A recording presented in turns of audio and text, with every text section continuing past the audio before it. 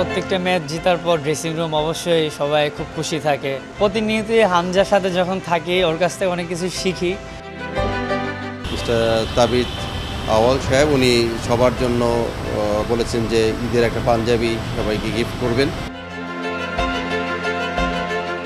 ভুটানের বিপক্ষে ম্যাচ শেষে জয়ের আনন্দ নিয়ে টিম বাসে হামজারা, তাদের ঘিরে ভক্তদের উচ্ছ্বাস।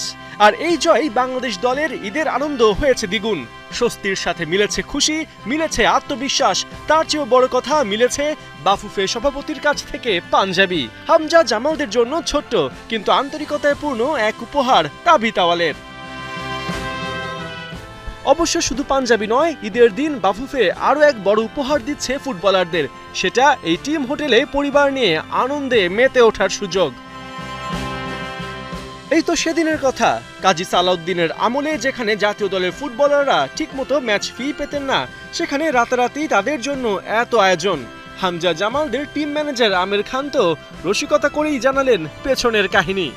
এগুলো সবই কিন্তু পার্ট অফ কালকে জেতার। যদি কালকে জিততে না পারতাম তাহলে এগুলো কিছুই কিন্তু আমরাও বলতে পারতাম না, কোথাও পাঞ্জাবিও আসতো না, কোনো কিছুই থাকতো না।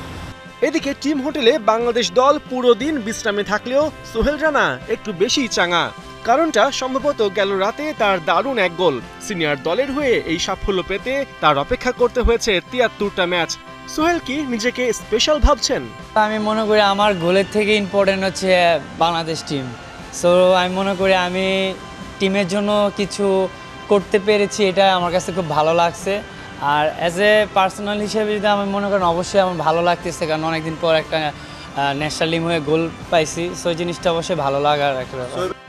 হামজা সমিত আসার পর মিডফিল্ডে বড় একটা পরিবর্তনের অপেক্ষায় বাংলাদেশ। সেখানে কম্পিটিশনটা নিঃসন্দেহে বেড়ে যাচ্ছে মিডফিল্ডার সোহেল রানার। তবে এরপরেও এই দুজনকে প্রতিদ্বন্দ্বী কম টিমমেট হিসেবেই দেখছেন সোহেল। আর স্পষ্ট করে বললে তাদের কাছ থেকে শিখছেন। প্রতিনিয়তই হামজার সাথে যখন থাকি ওর কাছ থেকে অনেক কিছু শিখি। আর কালকে ও গোল করার পরে আমরা প্রত্যেকটা প্লেয়ার ওকে অ্যাপ্রিসিয়েট করছি। সমিত ও আসছে আমাদের টিমে, আমি মনে করি আমাদের টিম আরও স্ট্রং। ডে বাই ডে আমাদের টিম অনেক স্ট্রং হচ্ছে। সো আমি মনে করি এই জিনিসটা আমাদের দেশের ফুটবলের জন্য ভালো। সো আমি মনে করি ইন ফিউচারে এরকম প্লেয়ার আরও আসবে। আমি আসলে আরও ন্যাশনাল টিমের জন্য ভালো, দেশের ফুটবলের জন্য ভালো। প্রবাসীদের ভিড়ে স্থানীয় ফুটবলাররা হারিয়ে যাবেন কিনা, দলের মধ্যে গ্রুপিং হবে কিনা, ঘরোয়া ফুটবল টিকতে পারবে তো, এমন অনেক প্রশ্নের ভিড়ে সোহেল রানারা যখন বলেন সামনের দিনে এমন প্রবাসী ফুটবলার আসলে দেশের ফুটবল এগিয়ে যাবে, তখন বলতেই হয় যত বাধাই আসুক পথ হারাবে না বাংলাদেশ। পার্থ বণিক, ৭১, ঢাকা।